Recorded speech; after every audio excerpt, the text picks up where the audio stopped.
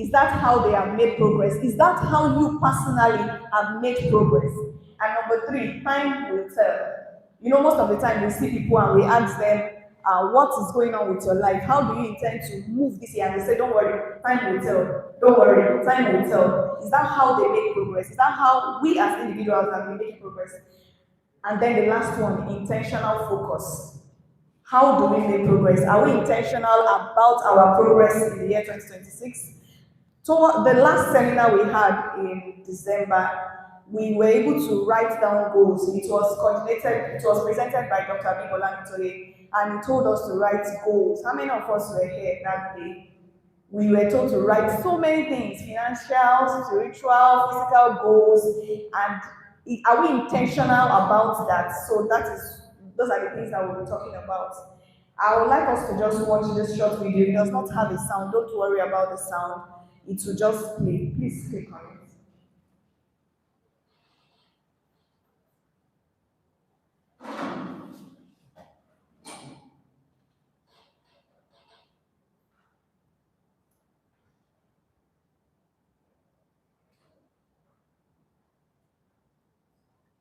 Okay, that is the video. So I don't know how many of us watched it intensively. I would like us to talk about the things that we could get from this video. Just three people. Yes, ma'am. Yes, ma'am. Yes, yes. Good morning, ma'am. From the video, I discovered that the ritual did not take as many time as what the other person was taking. Okay, So ma'am. it was intentional and it was patient to make sure that the water is good, not just putting it so that it enters the dirty water. The Yes, ma'am. other one was intentional. Okay. Thank you so much, ma'am. Any other person? Yes, ma'am. The focus was to fill the bottle, but one person was not focusing on that. Rather, was just more or less playing around. But the other person focused on filling that, no matter how slow it was, and fill it. All right. Thank you. Please, somebody was raising their hand. Okay. Yes. I'll come back to you, ma'am. Yes, sir. I would just put it simply: slow and Steady. Win the race. Slow and steady won the race. Yes, ma'am. Okay. Do we have any other person that wants? Yes, sir.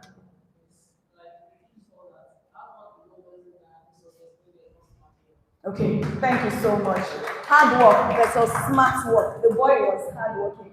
There are so many lessons to be learned in that, and I will be bringing out those lessons as I move quickly along. So, some common Nigerian realities that faces us as humans are: number one is managing many responsibilities at the same time. As soon as a child is born, there are so many things that surround that person. As soon as you start walking, there are so many things that surround you.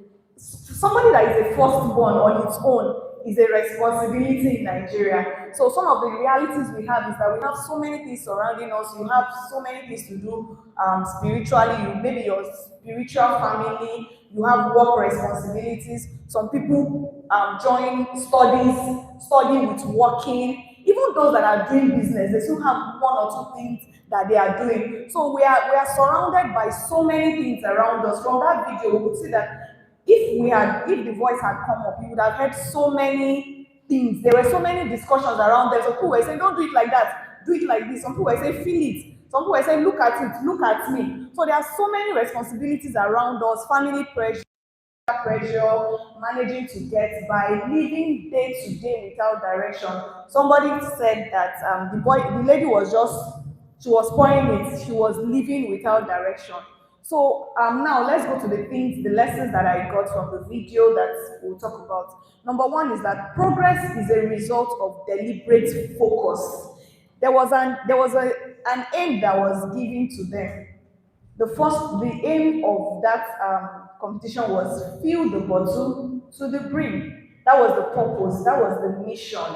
So it took deliberate focus for the boy to be able to meet up. So in everything we are doing in this year, for the goals that we have set, the ones that we will still set, the thing that we will learn today, we have to be very deliberate about it. My goal for 2026 is to save 1 billion naira. That is our goal. So we have to now be deliberate about meeting that. Now, I mentioned something when I was asking some of the questions. I said God will do it. It's a common Nigerian reality. Everybody believes that God will do it. Now, faith delivers more when paired with intention. Like I said, we all believe that God will do it, and He will do it. But even the Bible says that faith without works is dead. Whatever you believe and you do not work with it, it will not work for you. So we have to put more work into our faith this year to be able to make everything that we want to accomplish to come to pass. Number three is growth responds to consistency, not wishes. If wishes were horses, if sorry, if wishes were horses, beggars will ride. If wishes will make me be a billionaire, I would have been a billionaire before now. If wishes will make one of us here the president of Nigeria, we just have to say it and we'll be there. But it doesn't work that way. Life does not work that way. So we have to be deliberate about our growth. It has to be consistent. Getting to a peak or a desired height in life, it's something that can be achieved with consistency, with focus. If we look at that video, the age difference between the two of them is much, but the boy was able to achieve it because he was focused on what he wanted to do. And there's also one point there that I did not state here. If we look at that boy, he was even looking at the lady at some point. I think for me, it's just like looking at the competition. What is my competition doing? How can I do better? So he's not looking at his competition to stay on what the competition is doing. He's looking at his competition to be able to get better. When I joined the Gbolahan group of companies, I joined as the assistant secretary. And then I came in and I discovered that I was practically doing nothing the first 2 months. The lady that was the secretary she was exceptional. She was doing everything. So it got to a point I had to ask myself, what do you want to be doing? So I now looked at some places that I feel were not being touched, like the Facebook boosting, Facebook marketing, and all the rest. And I decided to focus on that. And I was doing well there. And then one day, chairman just came out and said, I noticed that the Facebook, somebody is replying to messages. Who is that? I said, I'm the one. Oh, you are the one. Yeah, come.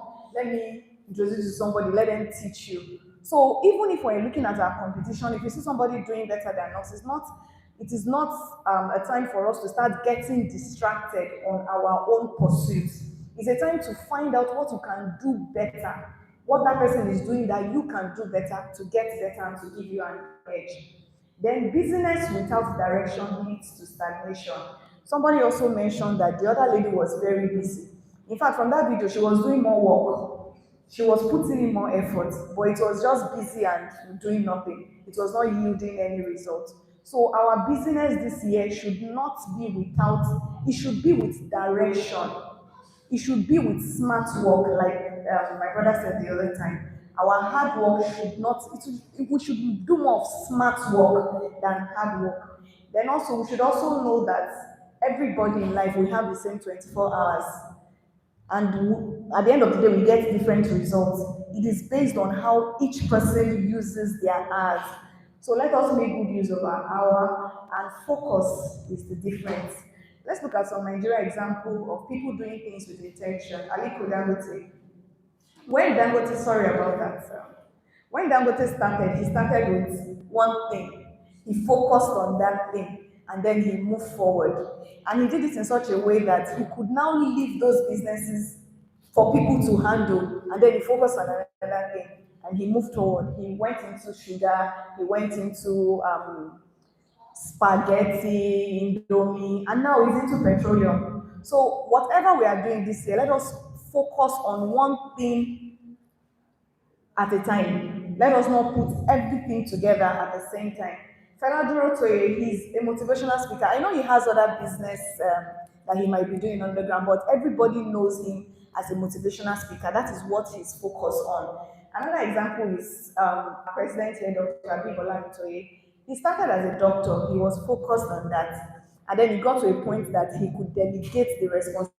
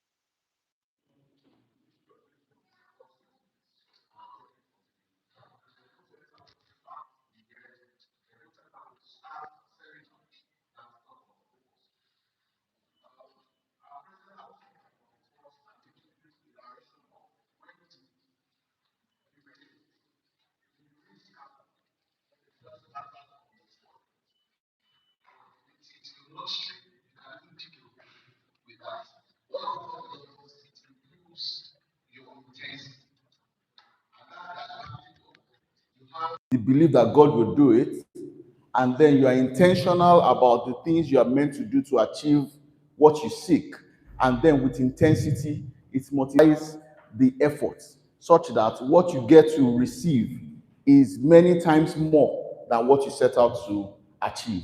And then your ability to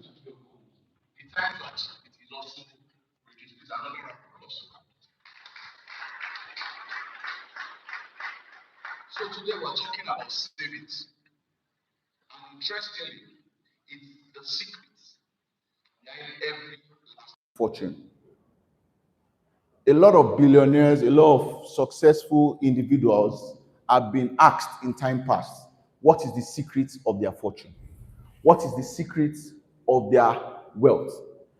What is the seed that started the machine that went on to become, to make them who they are at the time?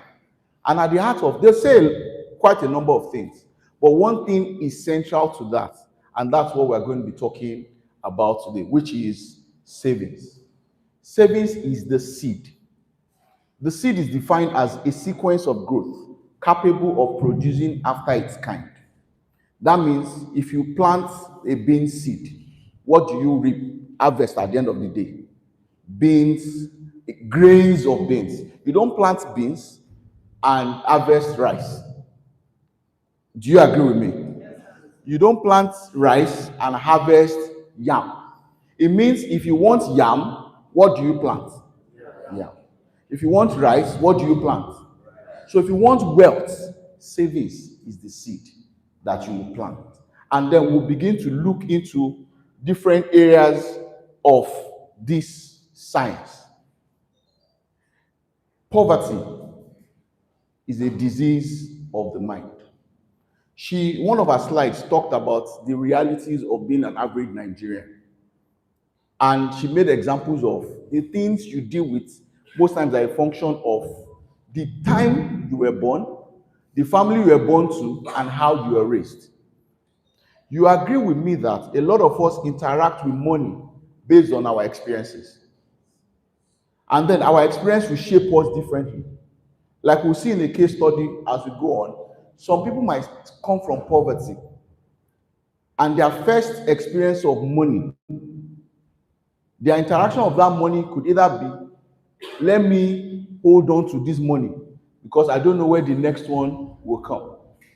Or, I have suffered all my life. This is the time to enjoy. And some other person would look at it and said, I started from nothing.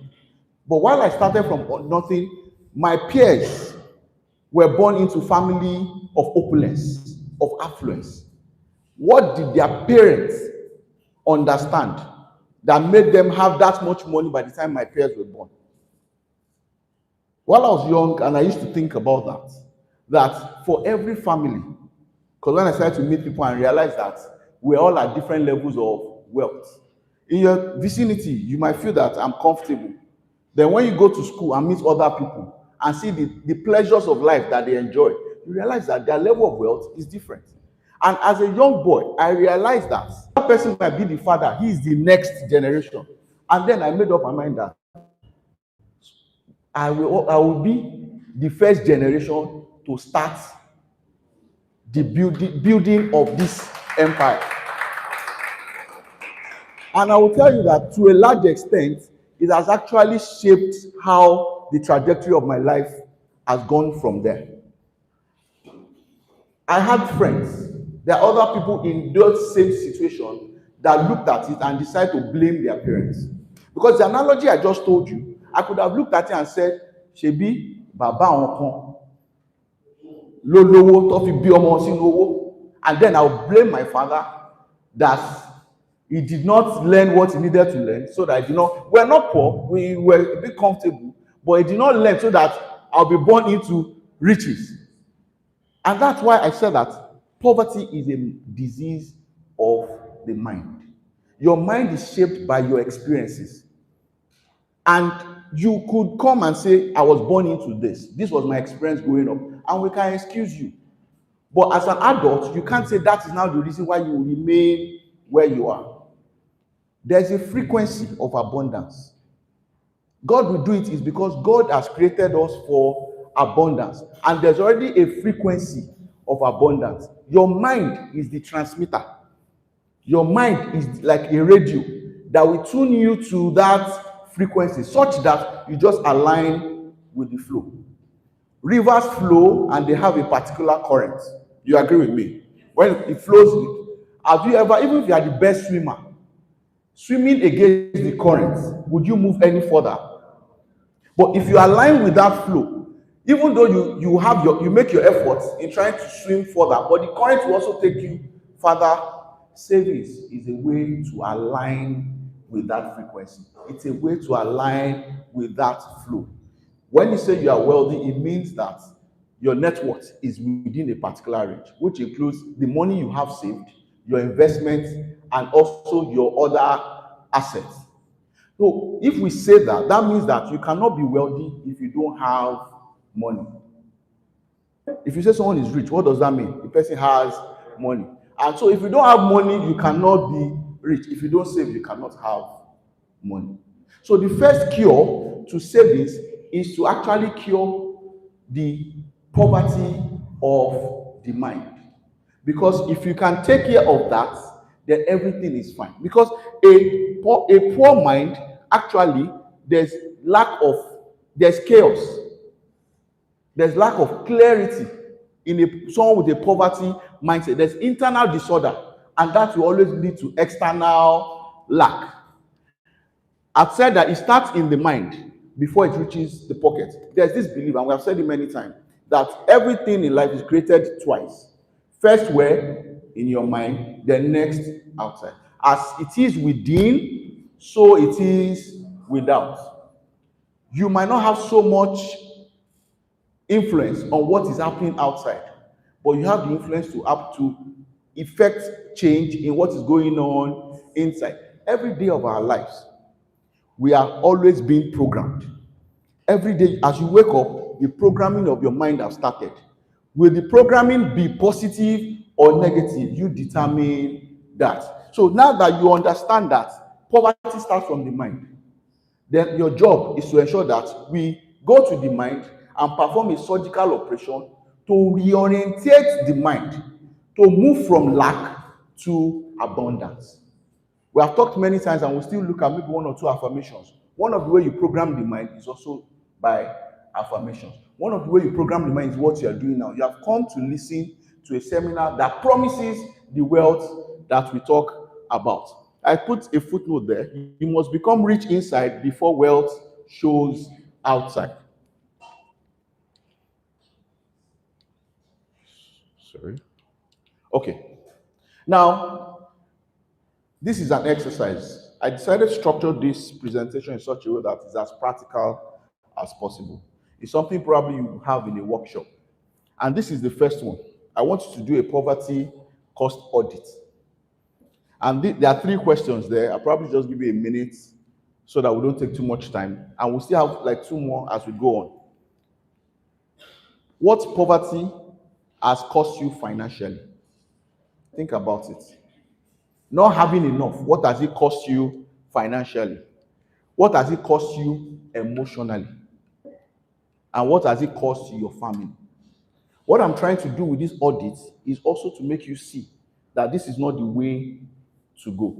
This causes a lot more problems financially, emotionally, and there are a lot of lost opportunity because not having enough to take those opportunities. And that will give you enough motivation to say that enough is enough. I will not go this way again. Let's go the other way. And that is savings, which is the foundation of prosperity. I talked about it as the seed of prosperity. Everybody who is wealthy, they save. There's nobody who is wealthy today that do not save. If you say you are billionaires, one of the first tests of being billionaires is to behave as one. Because first you behave as one, then you get the results billionaires get. So if we establish the fact that all wealthy people save, then it's important that savings should be something that is important. Poor people spend first. Another reason why poverty starts in the mind is that because in the mind there is lack, there's a feeling of inadequacy. Most times people spend the little they have trying to buy things they don't need to fill up that feeling. I don't know if you get what I'm trying to say. I was having a conversation. I went to see a friend, and then doing and we're talking, and somebody else walked in, and then we're talking about a lot of things. And as soon as the guy walked in, most of what he was talking about is inadequacies. This is someone that I know a bit of his story, and I realized that for the opportunities he had in life, currently he's doing very well. He's on the path to this, but he came into somebody's a friend's house who is far advanced in this world journey, and then I could see that there were a lot of comparisons, and it was in that moment rather have reasons to be grateful. He was actually talking about the things he did not have and how he cannot afford the things that was as available. And in that moment, the emotions he was experiencing, I got into that place. I'm so happy for my friend, for what he's done and all of that. And he got in there and he's already experiencing a negative emotion, such that I could pick that my friend, because we're having a conversation talking about opportunities and things. And as soon as that guy started that, he just shut down the conversation because he realized that this conversation cannot be continued in this particular place. And that feeling is a bad feeling. He probably would go home and look at the next shiny thing he can afford. And because he wants to cure this negative feeling, he will buy it. But every one of us will bear witness. Those things you wanted that were shiny, you buy them, you feel good, maybe at most for 1 week. After 1 week, what happens? The feeling goes. And that's what a lot of people who don't have money does. Now, you don't have money, but you can cure the problem of negative feelings by thinking the way people who have think, by causing your mind to believe the reality, which means that you actually dwell and you align with the abundance that comes from God. That's a feeling, that's an affirmation that cures that negative feeling. So if the feeling is what will push you to buy things to fulfill the feeling, you can, with every morning ritual, reprogram your mind to begin to enjoy those things. Our president had talked about feeling is the secret. By the time you write your affirmations, you practice your gratitude in line with what we're talking about, you already generate that feeling. So you are full. There's no void you are trying to fulfill by spending first. I read a book, Psychology of Money, and he was talking about the fact that they found out in America, I think, the average household spends over $400 per year on gambling, bets. And then when they looked at the poor areas, people spend over $400. Even the rich, the ones that even gamble, don't spend up to $40. And they even looked at their daily income, their monthly income. They actually cannot afford $400 to spend on any of their desires, of their needs. But cumulatively, they spend $400 per year. And then the explanation is simple. Because we are here learning, and we learned in December that you should be patient with yourself. That there's a system that if you plug into and you are patient and you are consistent, it will give you those things that you actually desire now. But because for those who don't have money, they don't believe that works. They are looking for get rich quick schemes. And that's why they will place their life savings on a bet, even though we all know that the house always wins. You've heard that term before. The gambling house always wins. That's why in Nigeria, almost every day you are seeing new betting platforms because they are making a lot of money. But thank God we are here today. We are not looking for those rich quick schemes, but we're looking at a proven method that if we stick to it, would actually deliver the results. Prosperity is not about how much you earn, but how much you keep, how much you store. The term for 110 academies is storing. how much you store is actually determines how prosperous you are. Savings is a science, and I think it's the best part about savings. Because when you say something is a science, it's a body of knowledge that teaches how something is done. So savings is not an esoteric thing. It's not something up there that we cannot learn. It's an organized body of knowledge, and it teaches the principles for savings. There are two major principles for saving, which is frugality and prudence. It's not so much about you making a lot of money and spending it all. It's about you making the money, generating the income, and also keeping a portion of it.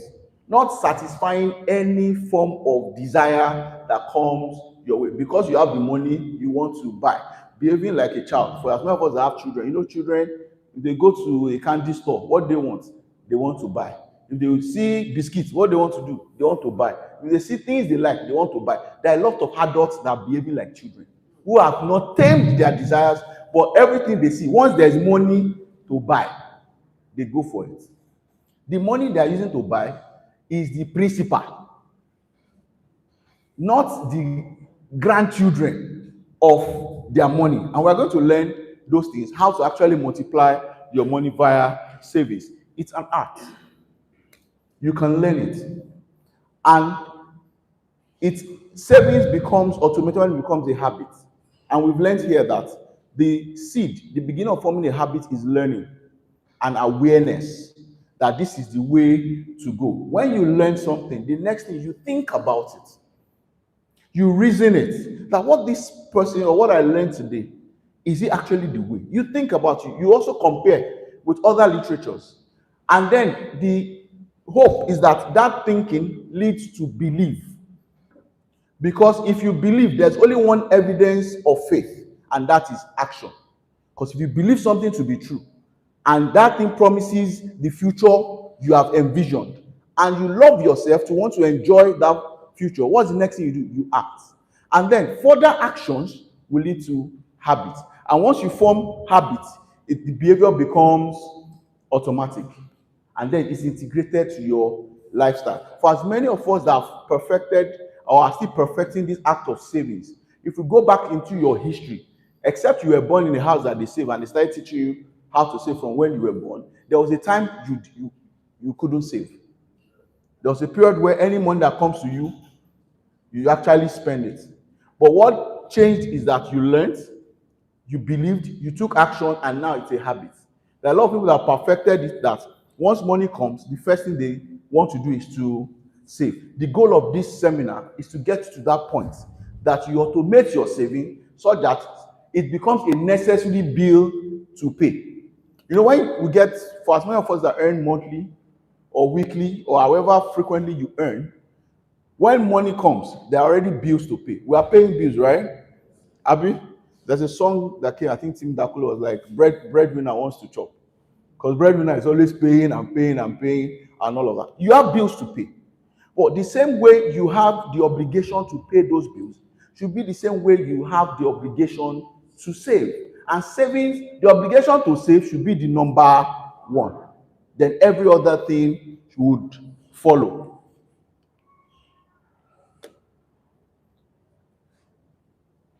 Savings promises one thing that we all understand: wealth. But that is not the only thing. In fact, one of the most beautiful things about sticking to savings is that it actually rewires your mindset to bring it to a place where you can achieve every other thing in life. Because think about it, there was a time you couldn't save. You didn't even know how to save. Then you learned it, or you saw someone who was doing well in life, and he told you that the secret to getting to where I am is a lot of things, but started from savings. And then you start to save. Probably there were other things you were trying to do that you had failed at. And I'm sure a few people will bear me witness. You probably have tried to do something like, oh, they say we should be reading, you try to read, they say we should do, and you're already thinking yourself that probably I'm that kind of person that do not have the willpower to stick to one thing and follow it through. Once you start to save, it builds you achieve. It takes discipline to save, and if you're able to achieve that discipline, it helps your mind to understand that if I can be disciplined enough. Before, I didn't have. If you at any time call me and say, show me your bank balance, I never had up to 20,000. I never had up to 10,000. But this is 2 years after I have over 4 million. I have over 5 million. How would you feel about that? How will you feel about yourself? The first thing is you start to believe that, see, I'm one person that can pick a thing and stick to it. And that is the kind of mindset that will lead you to take up other ventures and actually follow it through. When you save, we've talked about the miracle of compound interest. We talked about here where we looked at mutual funds, and I'm sure there was a graph that were shown there. I joined online, so I know that we saw the graph where we looked at if you put a particular amount of money aside every month, by year 7, the amount of your interest will be more than the money you have saved. How many of you were in that seminar? Yeah, for those who were not, we'll probably share that slide or that image again on the group. If you save, you know that if you are saving at the end of, let's say you save 10 million every month, at the end of this year will be 120 million, right? But you know it's not just going to be 120 million. There's going to be an interest. Let's say interest is at 20%. That means that at least you have 202.4 million, right? My math is correct. Yes. So it is 12 million plus 2.4, that's 14.4. But the way mutual fund works, it won't even be 14.4. It will be more than that because your interest is added daily. And after every month or quarterly, depending on which one you're doing, it's compounded to continue. So you get more than that. But you know, at the end of the day, 12 million, 2.4. 12 million is more than 2.4, right? If you continue like that, at year 7, the total interest you would have got will be more than the total money you have put in. And every year after that, it continues to go. If you go for 30 years, I have a slide, I think 100K every month. In 30 years, the total money you would have will be over 1 billion. Over 90% of that money is interest. You didn't get what I said. You understand? Over 90% of the money is not the money you put, it's the interest it generated. You see the power of savings and the miracle of compound interest. Are you interested in savings? Even if you are saving before, are you now convinced to save more? Thank you. If you continue to save, you are immune to poverty. It is vaccine against poverty because it first cures the mindset. While preparing for this, I took time to look at how I've been over the years, and I understand year on year, with money in the bank, with more money in my pocket, the mindset improved. But first, the mindset had to go ahead before it pulled the results.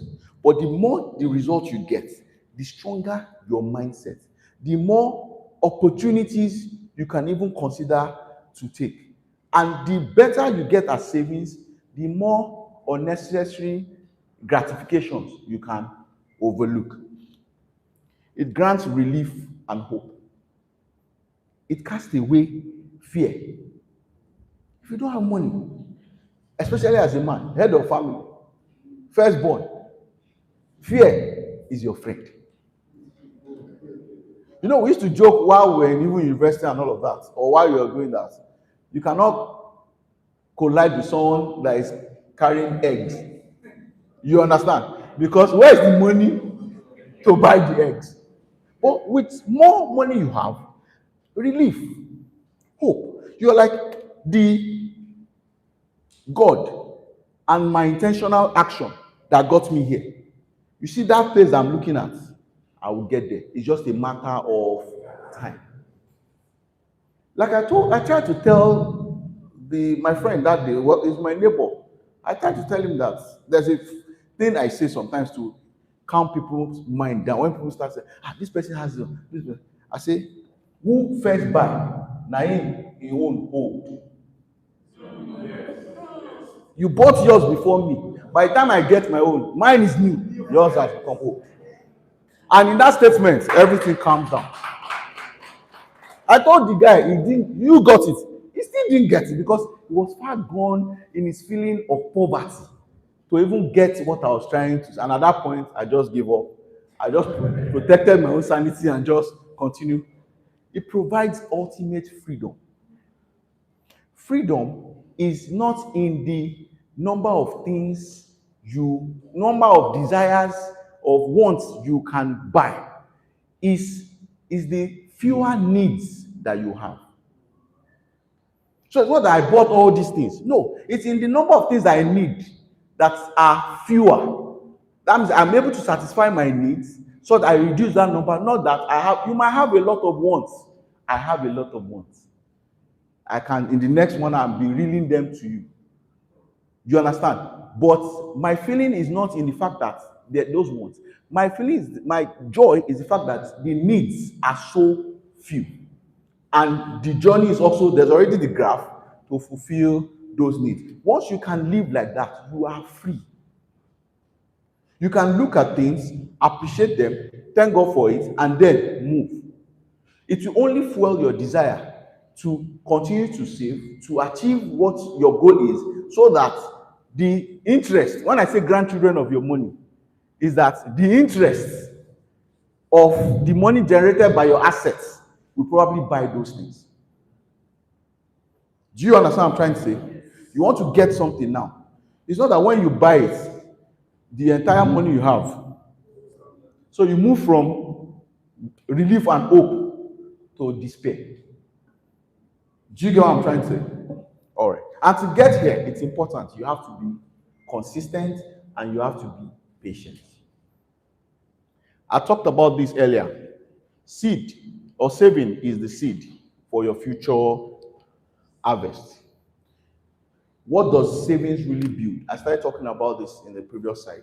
Like, when you take up a venture, the president said, I think it was last year, I can't remember because I'm a lot of places where it speaks. Said, when you have confidence, I think it was here, you have confidence when you take up a venture and you succeed. Do you get what I'm trying to say? You are confident when you do something and you succeed in it. It builds your confidence. You decide to save and you start saving. It's not at the beginning. It's important how much you save, but it's not so much it might be the percentage. The value of what you save is not really what I'm even after at the beginning. It's the fact that you can save. Because sometimes some of us have saved and we're discouraged from saving because you're looking at what's the total amount of saving, where they are calling millions and all of that. My own is still less than $1 million after this 2 months or 3 months of. But what you don't get is that if you stick to it and build the discipline to save, there'll be more opportunities to earn more, and then you can actually store more of the money, and that helps to build your courage, confidence. You can, if people are having conversation about something, you are not afraid to have that conversation because you understand that you are already disciplined in savings. All you need to know is that, okay, if this is not even about money, if there's something I need to learn, if I could train myself to be disciplined to save, I can train myself to be disciplined to learn whatever I need to learn to get ahead in life. So I talked about discipline, talked about self-reliance. There are people that their job is to borrow, is to beg for money. I'm sure you have some of the people in your DM. Their job is to beg. Now, we might look at and trying to make explain for some things. But if you are the type that beg, you won't have too many friends. You even have people who want to invite you into their homes. Because they're also wary of the fact that before the end of the evening, they'll be, sir, can I see you? But if you are the type that saves, and you continue to save, and you generate enough to even take up some of the things you need to get, you become self-reliant. You can do things at the level which you are, that you aim to do. And then it also continues to help courage. And when there's absence of fear, you actually can think clearly. There's a good number of us, you've had conversations about some opportunities, and once you start talking about some things, you tune out. Why? Because right there and then, the figures that will take you to do that, you don't have. You're not sure of how long you would have it.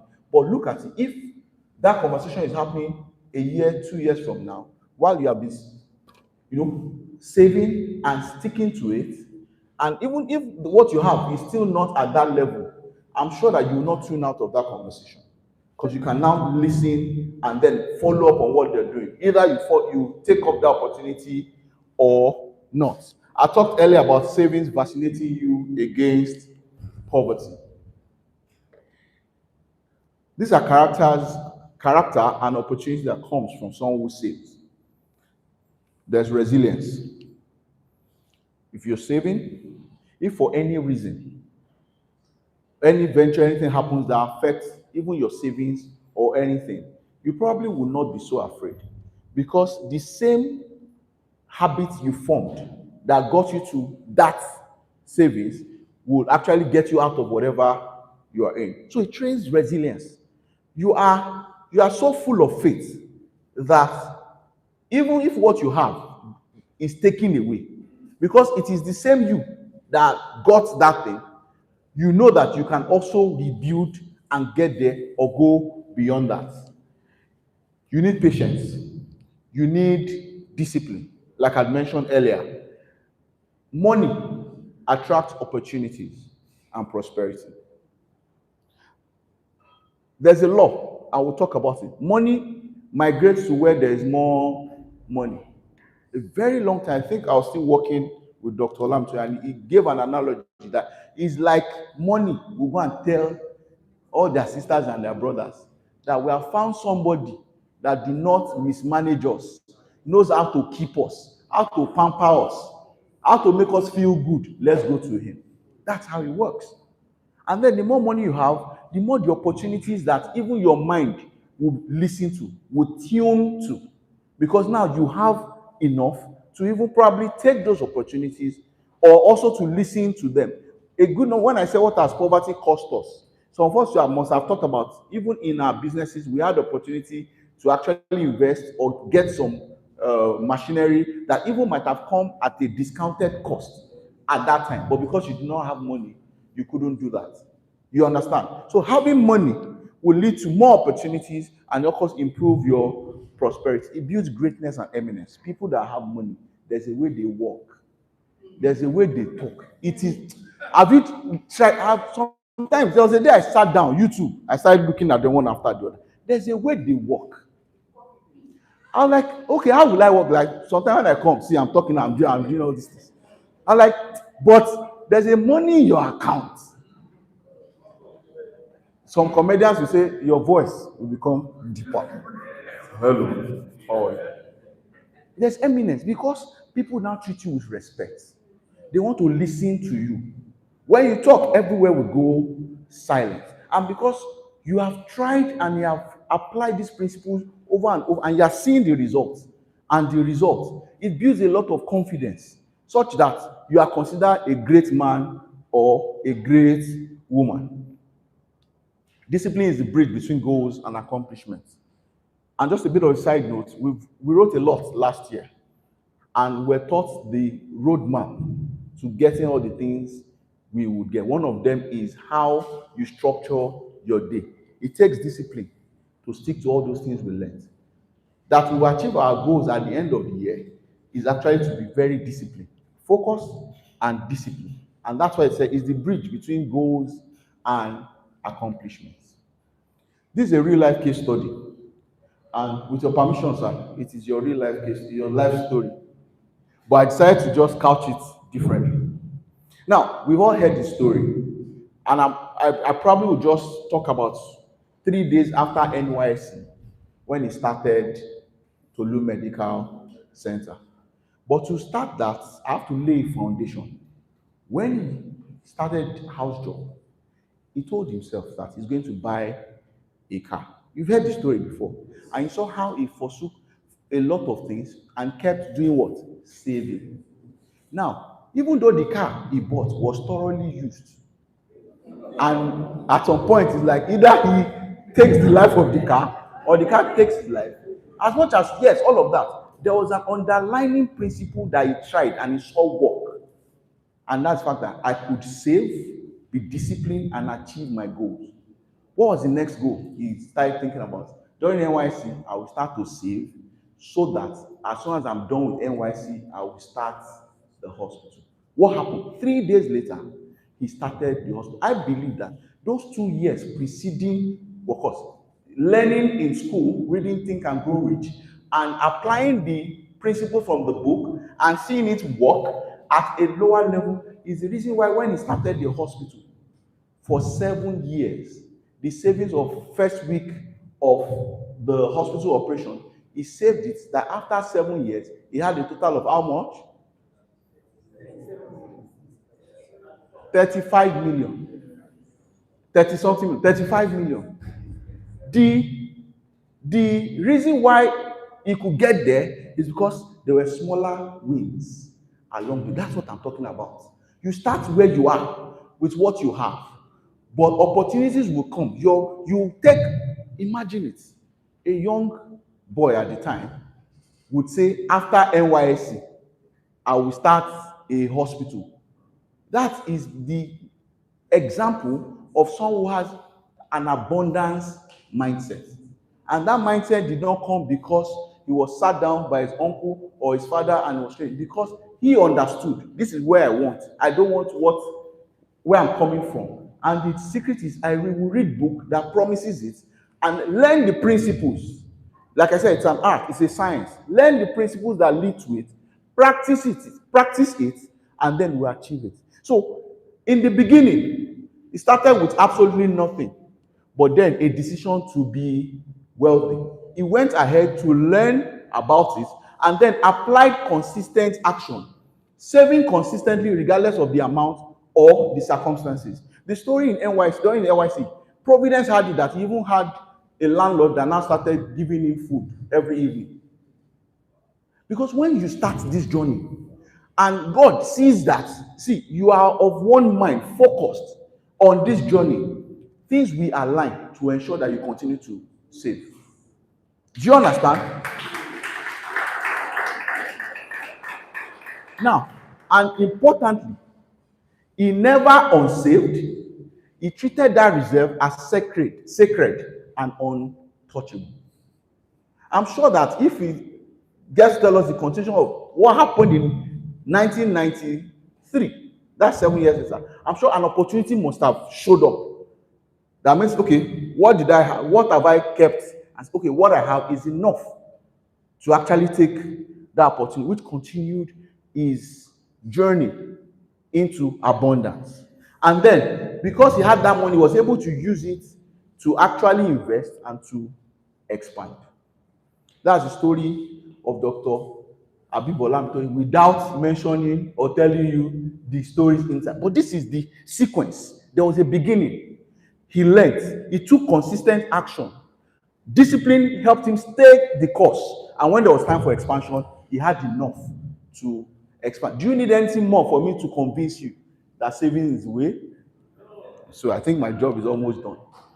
Never unsaved. I'll say it again. Never unsaved. Many of us, I'm guilty of it. Save, unsaved. Save, like this thing. And I'll probably tell you the story. For there was a period, I started business, I started to save, I've been saving while working, then I'll say there's things to do, and I started to believe. And this is where the mindset part comes. I started to believe that even though I learned all these things, that I cannot save beyond a particular figure. Unconsciously, I started to believe, because I now looked at it that in the last 3 years, we will reach this figure, then there's something to do. I wasn't spent, but there was one project, was still talking about expansion. We used it because I had to take an audit with my wife. And she said, see, yes, we spent this, we were not spending it on frivolous things. We're actually investing in the business that was producing more. But the other side of it is that subconsciously, I was already believing that this is my cap. I did not know I was believing it.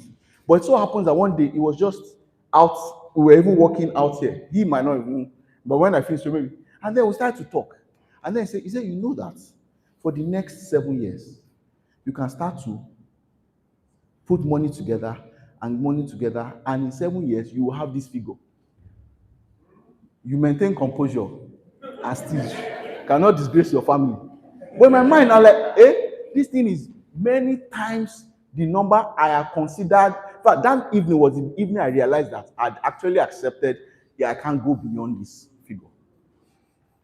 He gave me a figure that day. The next day, we were talking. He said, increase the figure again. But you know that by the third day, because after you go on your own and you think about it. By the third day, my mind has been elevated from that figure to where he was talking about. This years after, we had crossed that figure that I thought was the cap more than 7 times. What needed to be elevated was the mind. Every other thing will follow. So never unsave. Saving to unsave is what? Failure. Savings must be sacred. You must treat it like a tithe. When you pay tithe, you don't go back and say, so, sir, I've been paying tithe for 3 years. There is a business opportunity now. I've calculated my tithe. This is what, can you give me 50%? Can you do that? Will you do that? It's the same way we should treat our savings. It is a savings to our future. It's an investment into the future. To unsave is to tell yourself that future, I no longer believe in it. Once saved, never touch. That should be your golden rule. Now, how many of you have read the book, Love Yourself, Pay Yourself First? You'll see this principle in that. If you've not read, I think you should get that book. When you get your earnings, some people earn daily, some monthly, weekly, quarterly, whatever it is. The first thing you do is to save first.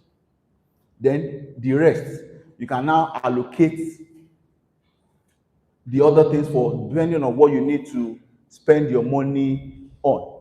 In that book also, I remember that he said that the money you pay to the meat seller is the meat seller's own, right? When you go to buy pepper, that money belongs to the pepper seller. The money you save is your own. So we really must ensure that at the end of the day, having worked tirelessly for a whole month, you should not have nothing to show for it. A portion of it must come back to you. It should be immediate action. In fact, the beauty is you should automate it. There's a way the mind works. If your mind has not been trained to the point where you can even take the bulk and separate it, you can make it automatic. So that the money lands in your account, it's gone. So that your mind has been trained that what I have now is 80% or 70% of what my income is, depending on the percentage you actually save. And you spend only what remains after saving. You adjust your lifestyle to fit into that. No, this is what I feel. Don't think about what you are saving. I was taking an audit to my wife at the beginning of this year, and we're saying, okay, so a few things and all of that. While I said everything, she said, but you have an investment in social place. I said, that's true. Because I don't consider something I'm coming back to go and take. I leave it there. It should be absent from me. In fact, the only time you go there is like newspaper. You are going to see the interest is generating for you. And then you get some serotonin. You understand? You get some feel-good hormones. And then you move on with your day. You can start small. Recommend 10%. In fact, to start is 5%, you can start. The important thing is to start. Sometimes the myth is, I don't have enough. What I have is still not even enough to save. I'll say 2 things. One, that already tells you need to learn and acquire skills to earn more. You understand? That's one. Number 2, it's not enough. If you take out of it, it's still not enough. It's still the same. But one, it's still not enough, but you have started a machinery that will ensure that it will become enough and there will be more left over. Do you understand it? I hope that cured somebody's mindset. Those who save last never save. If the last thing you are doing is to save, you will never save. Have separate accounts. One of the ways you don't unsave is that you should accept, because you actually need money for different things. You need money for spending your monthly or your daily expenses. Am I right? You have an account for that. You have an account, I call it habitual savings. That's when you save never to unsave. And then you have your project account. So you're saving towards something. You're saving towards a few things. You can have a project account. You can project that if I put this portion aside every month, in a year's time, in 2 years' time, I'll be able to afford this. Then, so that way, if you do that, you will never touch your habitual saving. When I saw this image, even though I put it here, in my mind, each time I look at this slide, my mind breaks this card. Do you know why it breaks it? Because you are not to withdraw. What do I need ATM card for? Even though it's an image, it's like you throw it, you don't even collect the ATM card because you're not coming back to take it. There are a few times you actually sometimes could go into that, but that's why I say when you're looking at investments, and we'll still talk about that as we go on. Consistency is the key. Consistency is more important than intensity. Do you understand? Especially even for the things you have decided to, the New Year resolutions, the decisions you've made to change your lifestyle, to do a few things. Being consistent beats intensity. So the fact that even if you can be consistent with 5% of your earning, beat someone who saves 20% of their earning and the following month they cannot continue. Do you understand it? So you can then decide, depending on how you earn, I want to save daily, I want to save weekly, I want to save monthly. However you decide to save, the important thing is that what? You must be consistent. The fact that you're consistent beats the amount you are saving. But you're doing, because consistently doing it helps to form the habits, builds the confidence, the courage. What you start to see is you start to earn more. And when you earn more, since you're doing percentage, you can move more there. You can even start increasing the percentage. Some people start with 5%. Now they probably save 30%, 40% of them because their income rises, their earnings rise so much that they can take out 40% and they are still fine. Do you understand what I'm saying? So let's be consistent. Structure. We always believe in systems. Creating a system around anything you want to do will ensure you are consistent in it. And this is another worksheet. I'll probably leave this because I'm also conscious of time, because this is something else I would have loved you to do, but it will be in the slides. And I think I'll show you where you can answer. I left them there too. Usually all these worksheets are where people pay to come and listen, but Dr. Adebayo has paid many years in advance, so we'll give it for free. So, because we learned these things free, right? Now, you define clearly in your plan, how much do you earn currently? You take your time when you get home and you do this. How much will you save? We did that. How much you wanted to say, how much will you save now? And then, where will your savings be? You have to determine. If you don't determine these things, you will never save.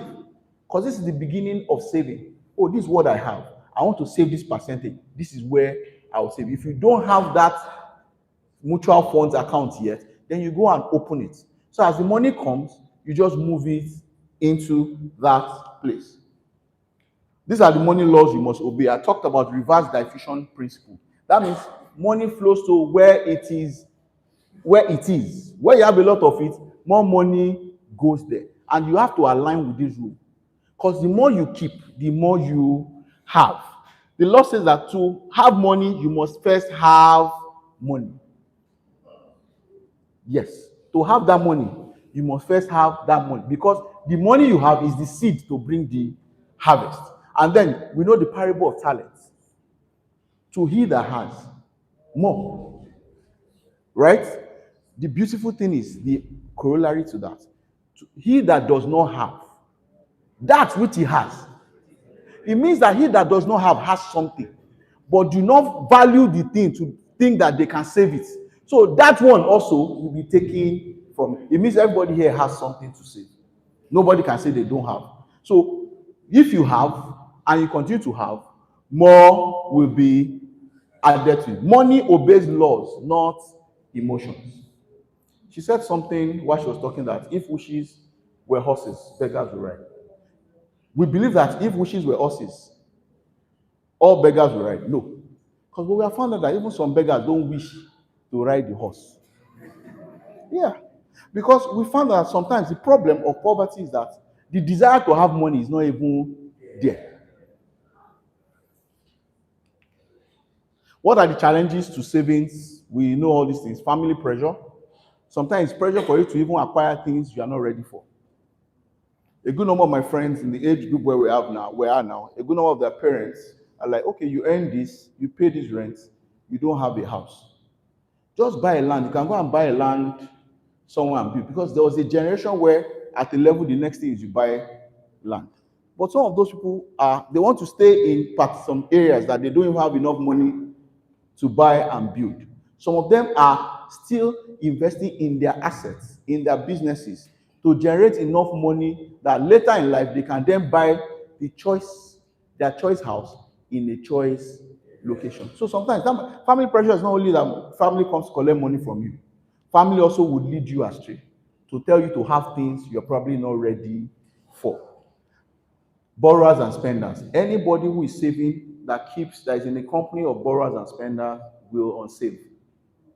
Do you understand? So the thing to tell yourself is to check out of those relationships and check in with people who are ahead in doing what you are planning to do or what you are already doing. So they can motivate you more. Lifestyle inflation. Buying what you don't need to impress people who don't even like you or who don't even know you. You understand? My money can buy this car. Let's go and buy. Because where you are, a lot of people have those kind of cars, and you see your own car is lower than this, and another because you want to feel among, you inflate your life, and then it affects your savings. Vices. People spend money on alcohol, they spend money on a lot of things that they really don't need, that influence their lifestyle. Even now, it might be funny to have side chick is very expensive. So any man that has that vice will not have money. And then bad associations. I talked about that also. Friends, people who actually either would always encourage you not to save or they guilt trip you to giving up the money. There are people who have all the ideas in the world, but they don't have the money to fund it. They have the experience in any business, but they want your money. And like I read one of his books, soon, if you engage with those people, soon they will part with your own money and you will go with the experience. A very terrible experience. You cannot help the poor by becoming one of them. We are encouraged to have beneficiary lists, people we give to, because it's one of the core of 110 Academy. But you know that you cannot start to do that, and we're encouraged to do it at the level we're in.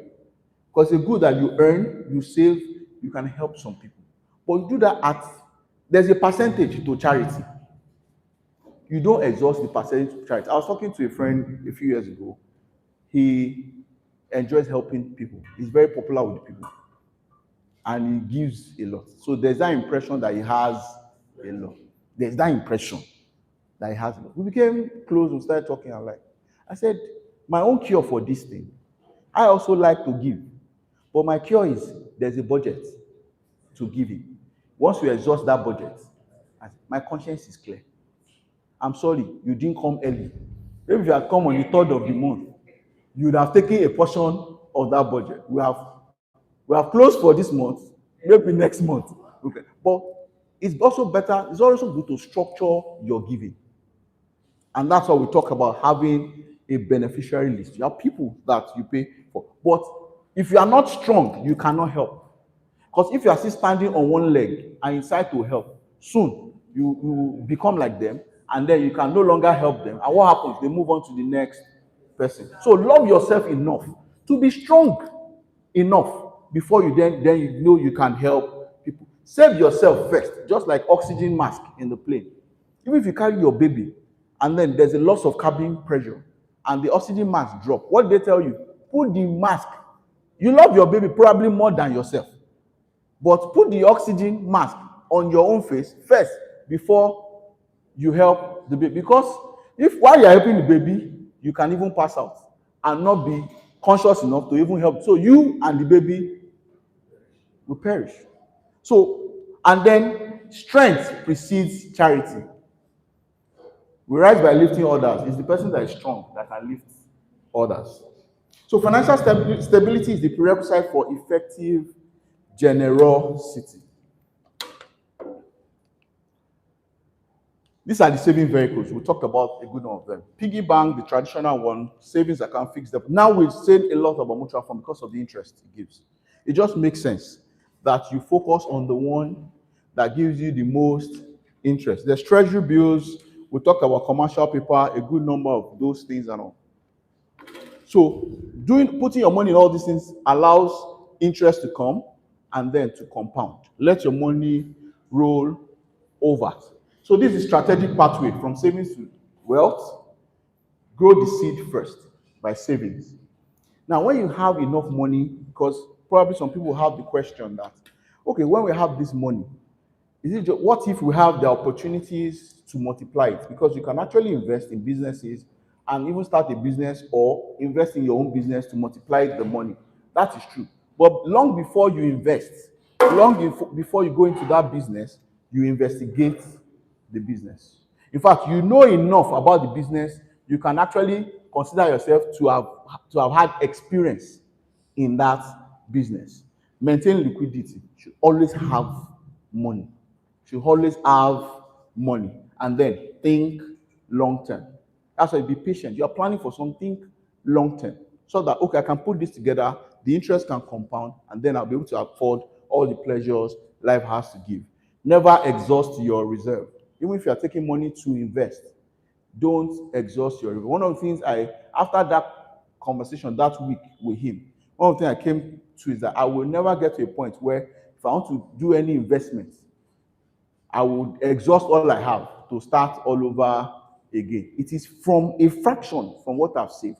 Now, so if what I want to invest in is not a fraction of what I've saved, I'll continue to save. It's not yet time. These are affirmations for savers. You can also read this. Let's read this together. The first one, I am a master saver. My savings work for me. I delay gratification with ease. Money flows to where to my mutual fund is. I am building generational wealth. This is another worksheet. You can work on that. The reasons why you must prosper. These things will fuel your motivation. You write 10 reasons why you must become healthy. What is your why to becoming wealthy? Who depends on your success? You want to write them down. Because sometimes looking at their faces, remembering them will continue to fuel your fire, the furnace of desire, and to follow through. And then what changes when you succeed? What are the things about you changes? What about your life will change? You can do that. Then a personal action plan. Commit to a monthly savings amount. We talked about earlier. Set the frequency of your savings. Identify one expense you can cut immediately. These are quick actions. This is something I spend money on. You cannot pass KFC without buying chicken and chips. How much is it? It's a trick question. I want to know. You are smart. That's and probably you probably buy it every day. Have you sat down? Have you ever done that? Your where money comes into and you spend money, your expense account. Have you ever collected the statement of account for a month? Please, if you are not yet saving, go and collect from January 1st to December 31st, 2025. The summary will tell you inflow, will tell you outflow. You'll be amazed at how much went through that account. You will calculate if I just kept 10 or 20% of this is what I should have. That should be enough to actually fuel the desire to save. Choose one bad habit to stop. Select one prosperity book to read. We know that at the beginning of every habit formation is awareness. When you read books, they create awareness and they help you to go ahead to do your desired action. We want to practice something simple here. I want us to be quiet. I want us to close our eyes. We're about to pray, but we also want to think. Close your eyes. Be calm.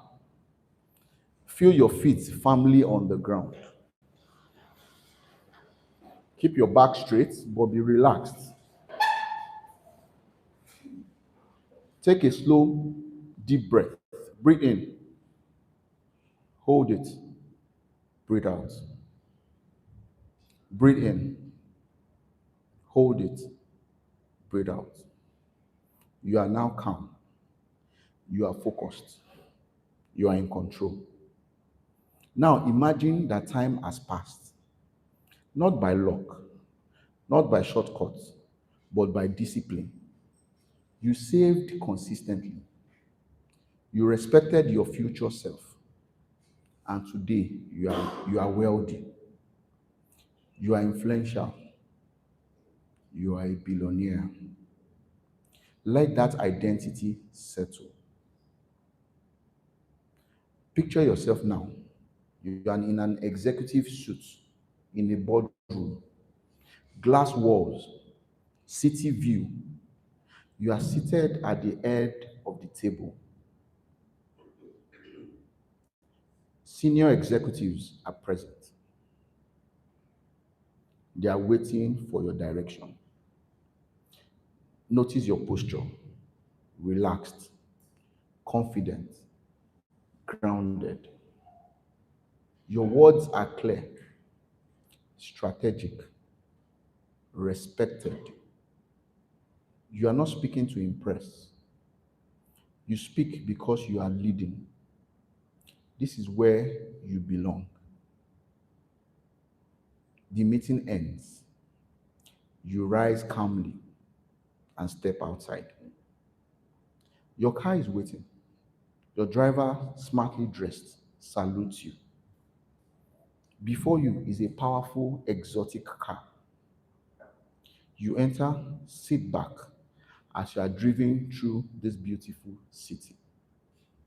There's no pressure on your mind, no anxiety about money.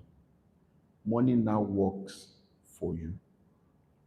You arrive home, a state of the art mansion, tasteful, intentional, beautiful.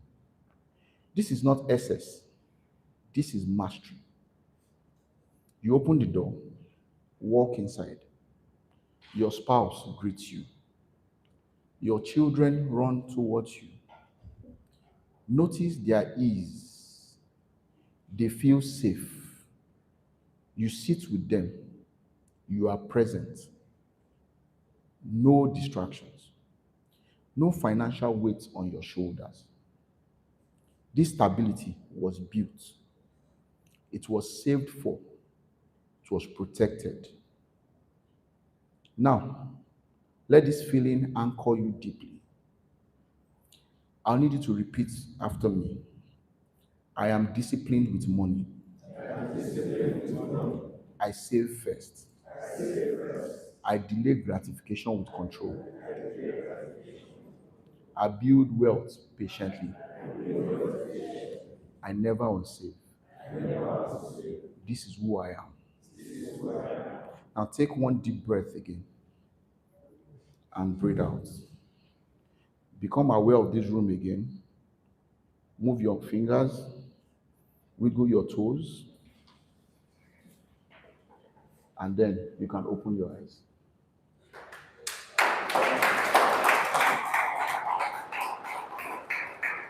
How do you feel? Every time you save is a vote for the future you just envisioned. Savings is what? Power. You felt powerful. Savings is freedom. Savings is dignity. Savings leads to destiny. Start today. Stay disciplined. Never unsaved. Thank you very much. Thank you very much. Thank you very much. Thank you. Thank you. Thank you very much. Thank you. So we can have our seat. Thank you. Thank you very much. I don't know if we have any questions. Do you have any questions? Do you have any comments? Okay, sir.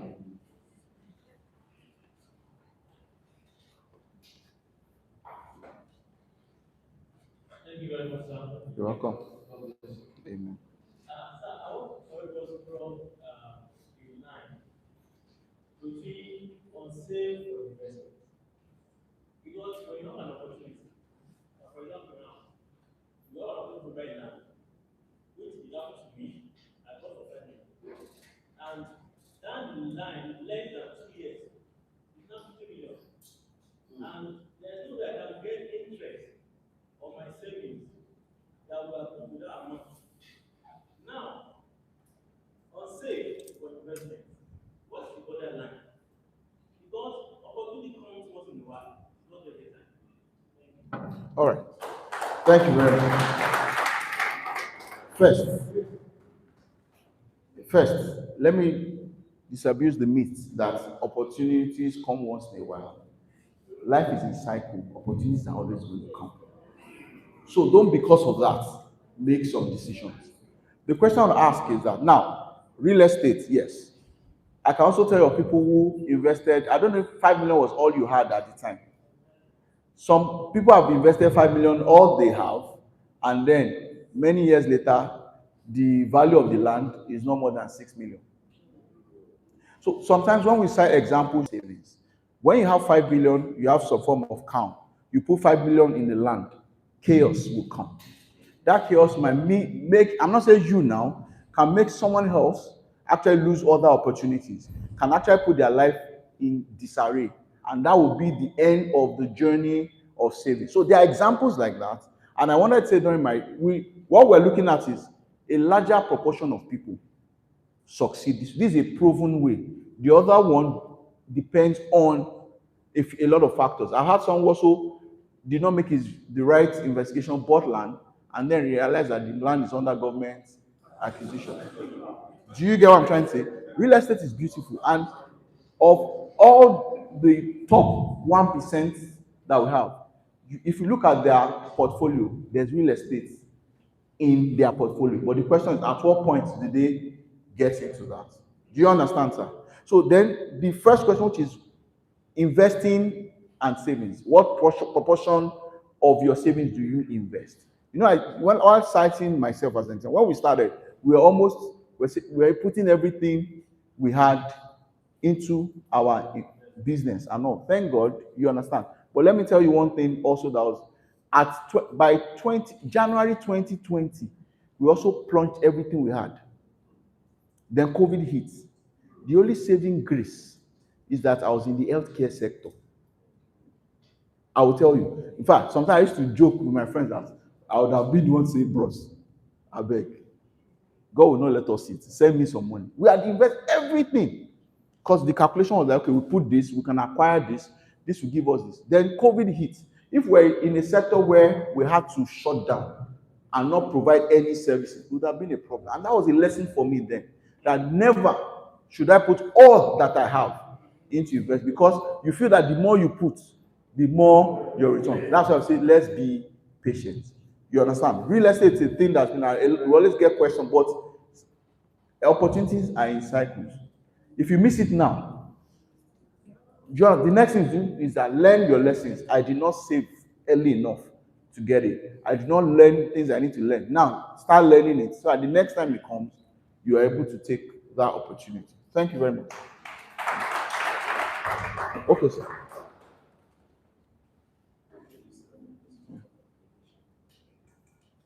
Thank you, sir, for this wonderful presentation. Sir, I have a question. I want to ask, if someone saving into cooperative, if you are into a cooperative, and the essence of saving that organization is whenever you are in need of money to get there and get use the money and return the interest. So how can that person who has been that habit of saving cooperative get rich and stop government? How can the person be free from that system? I think it's very simple. You've learned, you believe, you take action. You stop. If you're already in a cycle, you probably, because you have the obligation to them to finish the cycle. But when you are done with the cycle, you remove. Because another thing we need to try to avoid as much as possible is also when you get to borrow and then you have to pay interest. If we're in a different climate, it might not be a problem because in the Western world, loans are single digits. You understand? But here, it's as much as so I don't know what the interest with cooperatives are, but I know the banks are as much as 30%. At the end of the, and then there are clauses that you don't even know. If you miss the day of payment, you understand? They even want you to miss it because then you start to pay more, and then you now fall into a rat race of you are always chasing. You are always chasing. So, sir, it's the simple thing is allow the cycle and then stop. There are other ways we can actually save and get good interest. I know. Okay, you still have a question? Okay, I think someone. Okay. Saving is very good, especially looking at it as a seed. But does the return actually, over a long time, does it, is it really commensurate to the rate of inflation? I'm just wondering. Okay. The way inflation is going, and then 5 years, the return looks good for mutual funds, but the rate of inflation, I think comparing. Okay, thank you. It's a common question. And this is the first thing is if we fall into that trap of inflation, we will never start saving. You won't even have enough to take up the investments that will give you returns that are 100%, 200%. I don't know if you get what I'm saying. Even mutual fund is a base, and you get interest. And we'll look at it from the slide, we'll drop it, that the compounding interest actually give you a lot more in the long run than what we're considering. But sticking to the fact that there's inflation, you don't save, means that you don't even start saving, you never even have the money. That when the idea comes, you learn it, you want to do the idea, there's even no money to do that. You understand? Saving also gives you opportunity of confidence, courage, clarity, just resilience, self-reliance. It's not about inflation at that point. It's that you are building a better you that will lead to a great person. You understand, sir? Any other question? Okay. It is something that is not very good. Yes, sir. Because I see the cooperative as being helping so When you put the mic like because if there is there's any a matter of agencies sometimes that you need money to attend to. And there's no way to go that can borrow you money that will give you money. So you just go there, get your money. Because you have saved there, you have a saving plan. And sometimes, like I have a computer, I'm dealing with over 5 years now. I'm using my saving there. Once I finish the money collected, my savings still that. The following year, also, I'm trying to do it. Oh, I don't make it for me to put that cooperative now. I'm saving. What of if I have Okay. So before I answer, Mrs. Caston wants to. Please let's appreciate Mrs. Caston. So I know that our mentor and also I know it's cooperative, but I'm not to your home. So I can tell you, because cooperative interest is usually single digits as well. However, the only thing that makes you prefer cooperative to saving your money is an addiction to debt. Yeah. It's a debt cycle. Yeah. You are permanently in debt in a corporation. And so that all these things is about resilience, peace of mind, you will never have it. What gives you confidence is that I have enough money that no matter what budget needs to up, I can solve it. So I will give you the advice I gave myself in 2025.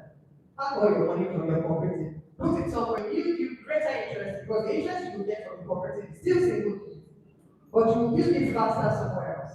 So if you are able to build your wealth to a state, our goal generally should be that the interest on our savings can pay our monthly or daily expenses. So when you are able to build your capital to the extent that your interest can solve those other needs, you realize that what the cooperative did to you was keep you small for longer. Yeah, exactly. Yeah. Because I was even going to, okay.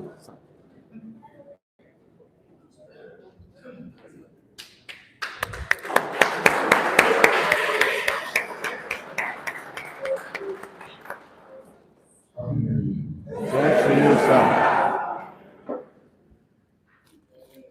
I choose to have to come because one of us is in danger.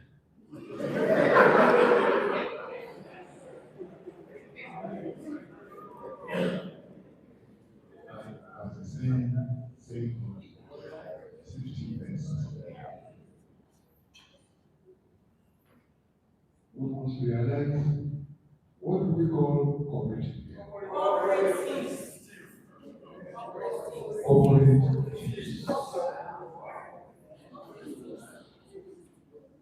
thieves. Why are they thieves? Because the people at the end don't know about bank. Simply the people in the one. Your capital is big.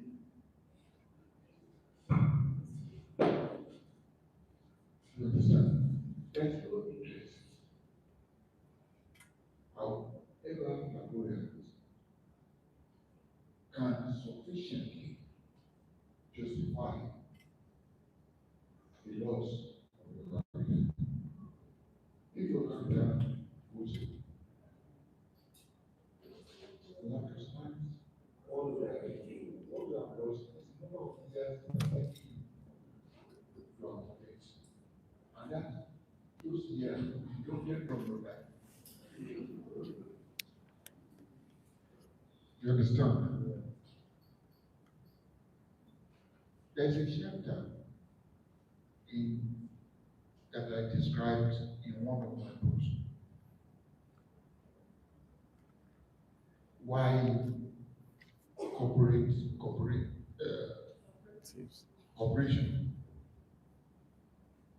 is actually corporate cooperatives is actually corporate thieves.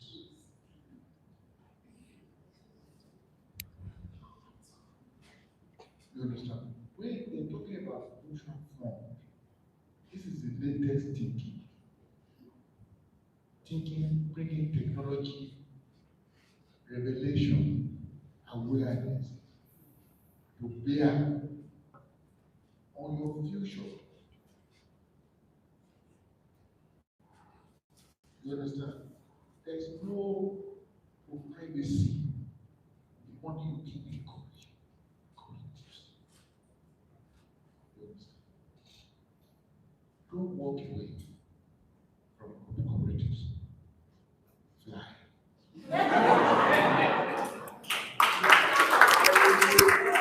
Thank you, sir. Okay, we have one more question. All right, thank you very much. So, one question is, I just want to ask if if if one is it wise or is it a reasonable thinking taking alongside the book? If my yearly expenditure is on and I can get from this the channels that you have shown us, I can get an interest of say 1,000.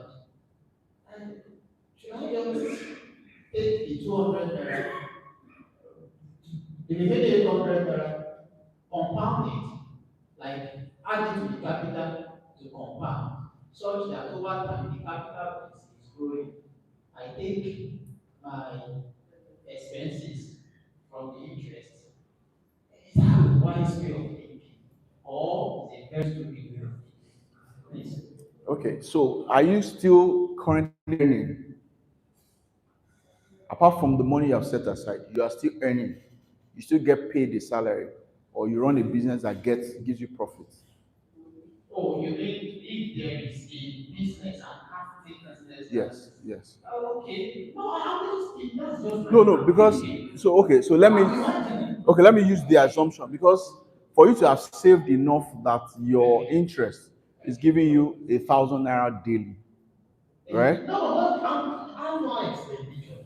So let's say my annual expenditure is say 800, and I can have an interest from my of 1,000 naira. Okay, then can I just So yeah, so let me get so the thing is this, so that we don't go backwards.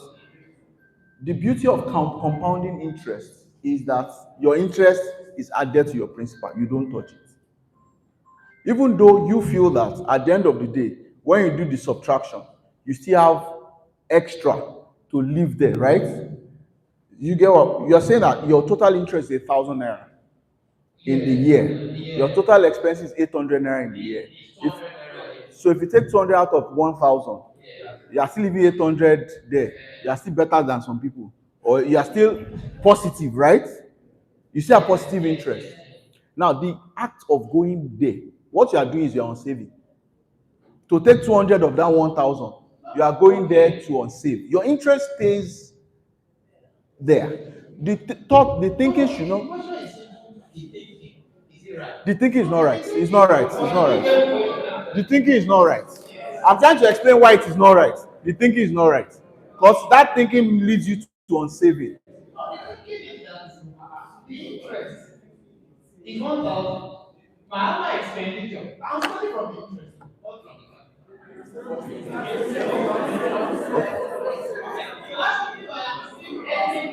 Yes. If you are still earning, you continue the principle of saving first, spend. So your 800, your 200 at the end of the year will not even arise. Except you are complicating the question, or I don't understand your question.